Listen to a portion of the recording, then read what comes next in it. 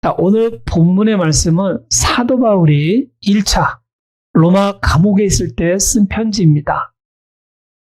편지를 쓴 이는 에바브로라는 청년의 면회를 받은 후 작성이 되었습니다. 이 청년은 바울이 에베소서에서 3년 동안 교회 개척을 하고 있을 당시 약 100마일 떨어진 골로새서에 살고 있었습니다. 이 청년은 에베소서에 있는 바울을 찾아가 약 3년 동안 훈련을 받고 자기 고향 골로새서로 돌아가 교회를 개척했습니다. 골로새서는 한때는 잘 나가는 도시였지만 당시에는 주변에 있는 도시들에게 그 영광을 빼앗기고 작은 도시로 전락해 있었습니다.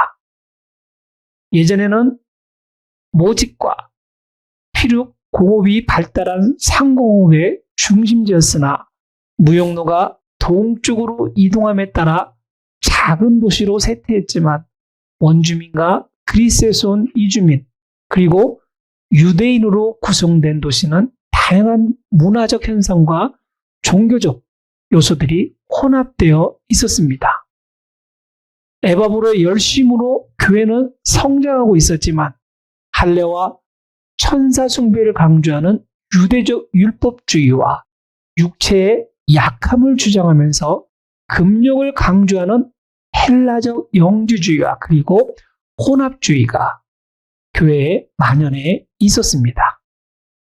과거나 현재나 교회는 항상 영적 싸움에 노출되어 있는 것 같습니다. 이에 에바브로는 선교 보고를 위해서든 영적으로 도움을 받기 위해서든 자신의 스승을 찾아가서 도움을 받고 싶은 마음으로 로마 감옥에 있는 바울을 찾아갔습니다. 바울은 그로부터 상세한 보고를 듣는 중 비록 감옥에 수감되어 있는 몸이었지만 마음만은 기쁘고 감사하여 하나님 앞에 절로 기도가 나왔습니다. 이야기를 다 전해 듣고 난 바울은 9절 말씀처럼 이로써 우리도 듣던 날부터 너희를 위하여 기도하기를 그치지 아니하였지만 골로새 교회를 위해서 한두 번 기도하는 것이 아니라 끊임없는 중보 기도를 하겠다고 선언합니다. 다 아시겠지만 중보 기도란 다른 사람을 위해서 기도하는 행위입니다. 특히 성경에서는 높은 지위에 있는 모든 자들, 사역자들, 예루살렘 친구들, 동족들, 병든 자들, 원수들, 우리를 박해하는 자들, 우리를 버린 자들, 그리고 모든 사람들을 위해 중보 기도하라고 기록되어 있습니다. 중보 기도란 하나님을 믿는 모든 신앙인들의 의무이기도 합니다. 현대 신앙인들은 특별한 중보의 사역을 위해 하나님의 부름을 받은 목회자들이나 선교사, 장로, 그리고 특수 부류만이 중보 기도를 들을 수 있다는 잘못된 관념이 퍼져 있습니다. 다시 말씀드리지만 중보 기도는 독점적으로 어떤 특정한 부류의 그리스도인들에게 국한된 특권이 절대 아닙니다. 신앙인 모두에게 주어진 하나님의 명령입니다. 오늘은 특별히 사도 바울이 교회를 위한 중보에 대한 것입니다. 골로새 교회를 위해서 그가 어떤 생각과 마음으로 중보 기도를 하였는지 들어보시고 성도님들도 중보 기도하실 때 나름대로 순서를 세우셔서 기도하시기를 바랍니다. 바울은 가장 먼저 골로새 교회 신앙인들의 내적 충만을 위해서 신령한 지혜와 총명을 시작으로 중보기도 하였습니다. 지혜는 인생을 살아가는 전문적인 기술을 의미합니다. 또한 신앙과 교회를 올바로 이해하고 순종의 자세로 이끌어줍니다.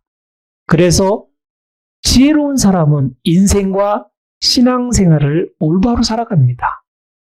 성경도 하나님을 경외하는 자만이 지혜롭다 하였습니다. 총명은 헬라어로 특별한 지식이나 훈련을 받은 전문인을 지칭합니다. 신앙생활이나 삶은 환경과 여러 조건에 의해서 수시로 변합니다. 이 변하는 것을 잘 훈련받은 신앙인으로서 지속적으로 이해하고 변환시켜 전문가처럼 올바르게 하나님의 말씀을 쫓으라는 것입니다. 신령한 지혜와 총명은 하나님의 뜻을 올바로 알아야 하는 것에 우선을 두는 것이 신앙인의 기본 자세입니다. 먼저 하나님이 요구하시는 거룩한 삶을 살아갈 수 있도록 자신의 신앙이 성령 충만해야 합니다. 지혜와 총명은 우리 마음속에 내재하신 성령님께서 역사하신 산물이기 때문에 바울의 첫 중보가 되었습니다. 다음으로 하나님의 뜻을 아는 것으로 채우라고 중보기도 하였습니다.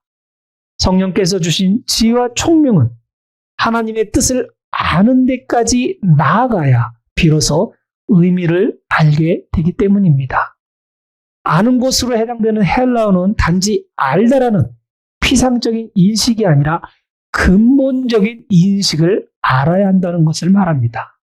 이 지식은 하나님께서 당신의 자녀들에게 원하시는 요구, 뜻을 완전히 깨달아야 하는 것입니다. 이 지식이야말로 그리스도인들이 지녀야 하는 온전한 지식이라 할 수 있을 것입니다. 우리의 머릿속에 하나님의 말씀을 채우라는 것이 아니라 마음속에 가득 채우라는 것으로 이해하시면 좋을 것 같습니다. 내적 충만함이 시작될 것입니다. 이제 내적 충만함을 통해 외적으로 준비된 신앙인의 자세로서 먼저 주께 합당히 행하여로 중보를 이어갑니다. 이 말씀은 당시 교회들에서 사용되었던 정형화된 고리타분한 격언과도 같은 것입니다. 헬라어로 다른 들보를 하나 더 세워라 라는 의미로 그리스도인들의 삶 속에 어떤 기준을 세워야 하는 것을 의미합니다. 성도님들은 어떤 기준을 가지고 신앙생활을 하십니까? 저는 성경을 따르는 것이 기준이라 믿습니다. 세상의 그 어떤 경험보다도, 세상의 그 어떤 현자의 말들보다도, 세상의 그 어떤 과학적 결론보다도 하나님 말씀을 가지고 우리의 삶을 영위하는 것이 마땅히 하나님을 믿고 의지하는 신앙인들에게 기준적인 삶이라 할 수 있을 것입니다. 주께서 합당히 행하는 것은 구절 말씀을 통하여 하나님의 뜻을 아는 지식과 총명의 필연적인 전개입니다. 이것은 기독교의 지식 그 자체를 목적으로 하는 것이 아니라 신앙적 행실을 지향하는 것임을 말해주는 것을 잘 표현하고 있습니다. 즉, 그리스도인이 하나님의 부르심에 합당하게 응답함으로써 하나님께서 우리를 부르신 목적에 부합되는 삶을 살아야 함을 강조하는 것으로 신앙의 고백과 실천 사이에는 항상 평행이 유지되어야 함을 시사하고 있습니다. 말과 행실이 일치해야 함을 강조하고 있습니다. 주께 합당히 행함은 구체적으로 주를 기쁘시게 해드리는 중보 기도로 이어져 갑니다. 기쁘시게 해당하는 헬라의 의미는 거의 아부에 가까울 정도로 상대를 만족시켜주기 위해 미리 알아서 행하는 뜻을 가지고 있습니다. 성도에게 있어 주님을 기쁘시게 하는 것은 모종의 반대급부를 얻기 위해서가 아니라 주님을 기쁘시게 하는 것, 그 자체를 목적으로 해야 하기 때문입니다. 우리가 신앙생활하는 가장 궁극적인 목적은 우리의 창조자이신 하나님을 영광되게 찬양하는 것입니다. 우리의 부족함을 채우는 것이 아니라 우리의 신뢰를 실현하기 위해서 신앙생활하는 것이 아닙니다. 부차적인 것은 우리의 신앙 성숙도에 따라 당연히 따라오는 하나님의 다른 선물이 있다는 것입니다. 선물에 중점을 둔 신앙생활을 하고 계시다면 선물의 종류나 양 또는 크기에 따라 또는 사람들과 선물의 비교를 통해 언젠가는 실망하실 수도 있을 것입니다. 중요한 것은 이 선물은 신앙의 대가로 받는 것이 절대 아닙니다. 오로지 하나님의 은혜로 주어지는 것입니다. 내가 하나님께 온 마음과 온 몸을 다했을 때 주어지는 엄청난 결과물입니다. 저는 이 선물을 하나님으로부터 듬뿍 받으시는 우리 성도님 되시기를 희망합니다. 이제 내적 준비와 외적 준비가 되어 있는 신앙인들을 위해 선한 일의 열매를 맺을 수 있도록 하는 중보 기도를 사도 바울은 시작합니다. 열매를 맺게는 현재 시제로 되어 있습니다. 이는 성도의 삶, 신앙인의 삶은 계속해서 열매를 맺는 것임을 선언하는 것입니다.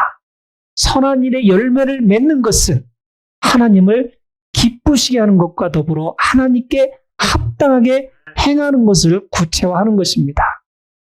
즉, 열매를 맺기 위해 수고하는 나의 땀, 노동, 그리고 열매를 잘 가꾸기 위한 신앙적 열심인 기도, 찬양, 예배 등을 통하여 열매의 결실이 있어야 한다는 것입니다.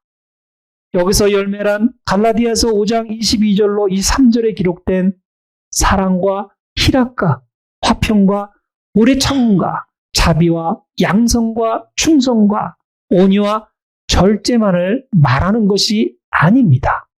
이는 성령의 열매로서 그리스도인의 내적 열매입니다. 예수 그리스도를 믿음으로써 변화된 삶, 그리스도 중심의 삶, 우리 자신은 죽고 그리스도가 우리 안에 살아 계시는 삶, 자신이나 사람들보다 하나님을 만족시켜드리는 길을 찾는 삶 등의 내적 변화로 인하여 새로운 삶을 살아가는 신앙적 행위적 삶 또는 열매라 할 수 있을 것입니다. 지금까지 신앙생활 하시면서 열매를 맺었는지 분간이 안 가실 수도 있을 것입니다. 아주 보이지 않는 작은 열매도 있기 때문입니다. 작던 크던 모두 하나님의 귀한 열매라는 것을 아셔야 합니다. 이 귀한 열매는 하나님께서 근원이 되는 신앙의 토양에서 자라야 생기게 됩니다. 그러기에 여기 계신 성도님들은 본인들이 알게 모르게 아주 귀한 열매들을 키워 오셨다는 것에 자부심을 가지시길 바랍니다. 때로는 열매를 우리는 은사를 행한 결실이라고도 말합니다. 이는 열매를 맺는 방법을 하나님께서 제시해 주신 것입니다. 이 열매는 우리의 신앙의 척도에 따라 하나님께서 각자에게 특별한 선물을 주신 것입니다. 우리가 할 일을 하나님께서 미리 준비해 주셨다는 것입니다. 우리는 단지 하나님께서 주신 이 길을 따라가는 것입니다. 이 길은 베드로전서 4장 7절로 11절 같이 만물의 마지막이 가까이 왔으니 그러므로 너희는 정신을 차리고 근신하여 기도하라. 무엇보다도 뜨겁게 서로 사랑할지니 사랑은 허다한 죄를 덮느니라. 서로 대접하기를 원망 없이 하고 각각 은사를 받은 대로 하나님의 여러 가지 은혜를 맡은 선한 청지기 같이 서로 봉사하라. 만일 누가 말하려면 하나님의 말씀을 하는 것 같이 하고 누가 봉사하려면 하나님의 공급하시는 힘으로 하는 것 같이 하라. 이는 범사에 예수 그리스도로 말미암아 하나님이 영광을 받으시게 하려 함이니 그에게 영광과 권능이 세세 무궁하도록 있다 말씀하셨습니다. 여기서 현대 신앙인들은 굳이 나는 여기에 속해 있지 않다 주장합니다. 목회자들이나 교회 지도자들만이 이를 행하는 것이라 말합니다. 그래서 나는 목회자들로부터 보살핌을 받아야 한다고 생각하십니다. 만약 그러한 논리라면 목회자만 천국에 가야만 하고 하나님의 은혜를 받아야 합니다. 목회자들보다 더 하나님의 은혜와 권능을 받고 더 많은 사역을 담당하는 분들은 세상에 많습니다. 당장 우리 교회만 하더라도 교회 크기에 비해 훌륭한 사역을 담당하신 분들이 많이 있다는 것입니다. 바로 그것이 증거입니다. 목회자만 헌신해야 하는 것이 아니고 우리 모두가 왕같은 제사장들이고 하나님께서 기쁘게 받으실 신령한 제사를 드릴 거룩한 제사자들입니다. 교회에서는 당신은 목회자니까 꼭 이것을 해야 하고 나는 평신도니까 꼭 안 해도 된다는 논리는 하나님을 필요할 때만 선택하겠다는 비신앙적인 자세입니다. 하나님을 잘 모른다는 고백에 가까운 것입니다. 목회자들은 맡은 사역에 더 많은 열매를 맺으려 신앙의 올바른 실천을 따르고 일반 신앙인들은 아무리 작은 열매라도 맺으려 함께 마음을 모아야 한다는 것입니다. 열매를 맺으려는 노력이 있을 때 신앙도 교회도 더 성숙한 모습을 갖추게 되며 하늘나라의 확장이라는 중대한 그리스도인의 사명을 수행하는 것입니다. 그러면서 바울은 열매를 맺게 하시며 하나님을 아는 것에 자라게 해달라고 중보하였습니다. 이미 앞서서 하나님의 뜻을 아는 것으로 채우게 해달라는 기도를 바울은 하였습니다. 얼핏 보면 하나님을 아는 것에 자라게 하는 것과 채우게 하는 말이 유사하게 들릴 수도 있습니다. 자라게와 채우게는 현저한 차이가 있습니다. 자라게는 아직 신앙이 성장 중이라는 수직적 의미가 내포되어 있습니다. 아직 신앙을 완벽하게 깨우치지 못하였다는 의미가 있는 것입니다. 채우게는 더 깊은 영적 성장을 암시한다고 보는 것이 합당할 것입니다. 어느 정도 신앙의 의미를 알았다면 이제는 맺은 열매를 잘 가꾸고 수확할 수 있도록 하는 것입니다. 네. 한 그루의 나무를 심는 것은 아시다시피 그리 어렵지 않습니다. 그러나 나무를 잘 성장시켜 많은 열매를 맺게 하는 노력은 몇 배나 더 있다. 그러니 더더욱 영적으로 성장하였을 때 비로소 실한 많은 열매를 거두게 될 수 있을 것입니다. 지금 드린 말씀을 이해하셨다면 성도님들은 훌륭한 나무 열매를 수도 없이 관리할 수 있게 됩니다. 신앙의 척도에 따라 관리할 수 있는 신앙의 나무가 많아지는 것은 당연한 것입니다. 아기가 커나가면서 어른이 되듯이 신앙도 계속해서 성장하는 것이 정상입니다. 아이가 정상적으로 성장하지 않는다면 부모의 입장에서는 걱정이 될 것입니다. 무엇이 잘못되어 있나, 어디가 잘못되어 있나 근본적 원인과 대책을 찾으려 할 것입니다. 신앙도 마찬가지입니다. 수십 년을 교회에 출석했는데 아직도 교회가 무엇인지 모르고 내가 신앙인으로서 무엇을 해야 하는지 잘 모르고 있다면 신앙 성장 과정에 틀림없이 무언가 잘못된 것입니다. 신앙 성장을 위해 반드시 상담이 있어야 합니다. 그러면서 본인도 열심히 기도를 해야 합니다. 그리고 주위에 자신의 신앙 성장을 위해 중보를 부탁해야 합니다. 이제 바울의 중보 기도가 정점을 향해 갑니다. 11절 전반부에 그 영광의 힘을 쫓아 모든 능력으로 능하게 하시며라고 외칩니다.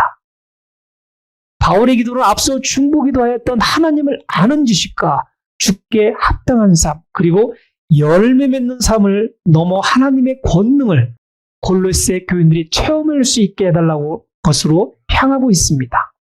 여기서 능하게 하시며란 성도에게 발휘되는 능력은 하나님으로부터 임하는 것일 뿐만 아니라 지속적으로 받아야 하는 것임을 말해줍니다. 한편 영광의 힘은 인간의 지성으로는 더듬어 올라갈 수 없는 초월적 영역에서 오는 하나님의 능력으로 무덤의 예수를 일으킨 능력이요 환난 중에서 기뻐할 수 있는 능력임을 알려줍니다.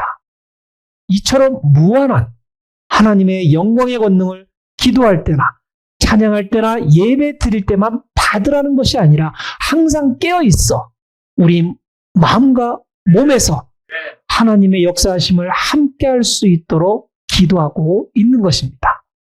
이 얼마나 확고한 믿음의 기도입니까?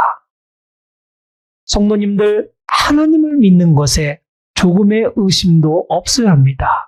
의심 없이 믿을 때 우리의 기도에 하나님의 권능이 행하게 되는 것입니다. 그러면서 바울은 신앙생활을 하다 겪게 되는 온갖 유혹과 고난을 기쁨으로 모든 견딘과 오래 참음에 이르도록 하도록 중보기도를 이어갑니다.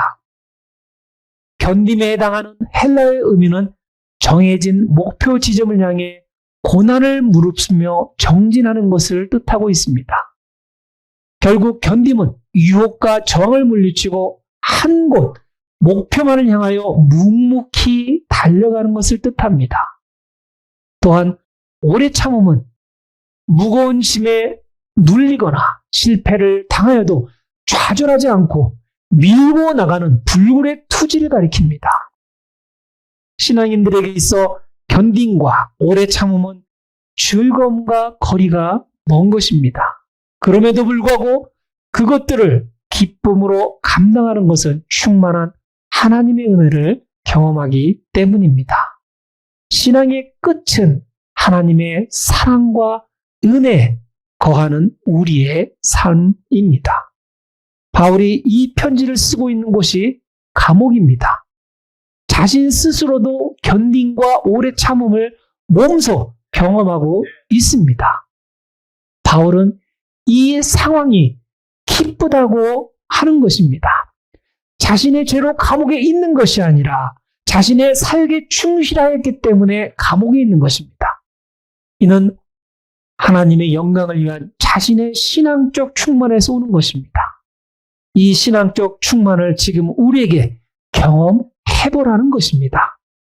그러면서 바울은 마지막 끝맺는 중보기도를 우리로 하여금 빛 가운데서 성도의 기업의 부분을 얻기 합당하게 하신 아버지 하나님께 감사하게 하기를 원하노라고 하였습니다. 감사는 열매 맺는 것, 영적으로 자라나는 것, 능하게 되는 것에 이어지는 신앙의 중요한 덕목으로 성도의 필연적인 삶의 양식이 되어야 함을 강조하는 것입니다.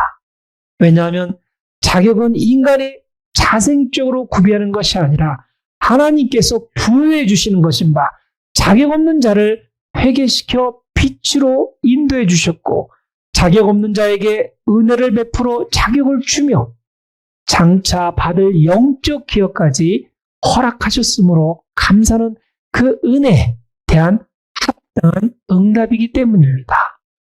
감사할 줄 아는 자만이 하나님의 마음을 알 수 있기 때문입니다.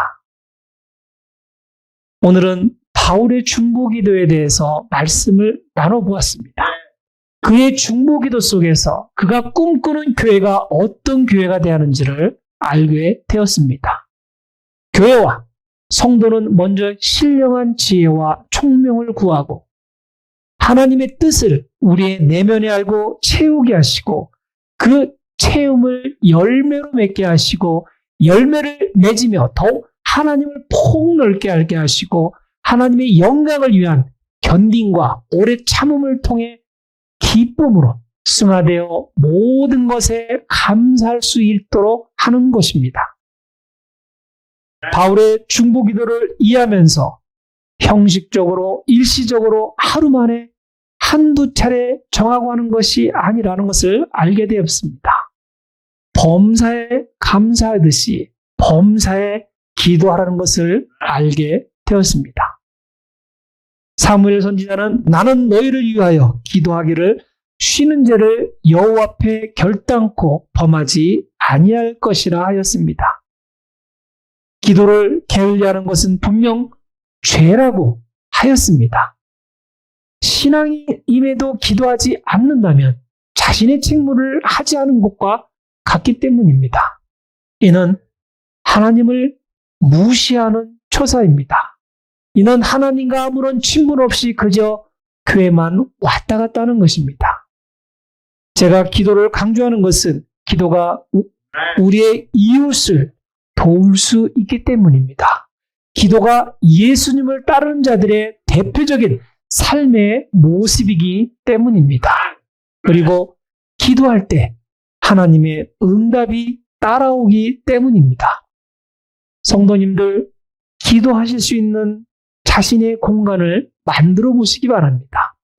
그 장소가 교회이든 직장 휴게실이든 내 집의 골방이든 어디로 운전 중일 때라도 관계없습니다. 지금 삶이 고단하십니까? 삶이 최고의 위기라고 생각이 드십니까? 그러시면 더욱 힘을 내서 기도하시기 바랍니다. 결국 기도하는 사람이 최후의 승리자가 될 것입니다. 혼자 하시기 버거운 기도 제목이 있다면 중보를 가까운 이들에게 아니면 목회자에게 나누도록 하시기 바랍니다. 끝으로 야고보서 5장 12절 18절의 말씀을 읽어드리도록 하겠습니다. 내 형제들아, 무엇보다도 맹세하지 말지니 하늘로나 땅으로나 아무 다른 곳으로도 맹세하지 말고 오직 너희가 그렇다고 생각하는 것은 그렇다 하고 아니라고 생각하는 것은 아니라 하여 정죄받음을 면하라. 너희 중에 고난당하는 자가 있느냐? 그는 기도할 것이요. 즐거워하는 자가 있느냐? 그는 찬송할지니라. 너희 중에 병든 자가 있느냐? 그는 교회 장로들을 청할 것이요. 그들은 주의 이름으로 기름을 바르며 그를 위하여 기도할지니라. 믿음의 기도는 병든 자를 구원하리니 주께서 그를 일으키시리라. 혹시 죄를 범하였을지라도 사하심을 받으리라. 그러므로 너희 죄를 서로 고백하며 낫기를 위하여 서로 기도하라. 의인의 강구는 역사하는 힘이 큼이니라. 엘리야는 우리와 성정이 같은 사람이로되 그가 비가 오지 않기를 간절히 기도한즉 3년 6개월 동안 땅에 비가 오지 아니하고 다시 기도하니 하늘이 비를 주고 땅이 열매를 맺었느니라. 자, 이 말씀대로 기도하시고 응답받으시는 귀한 핸더슨 한마음 구세군 성도님 되시기를 축원드립니다. 아멘.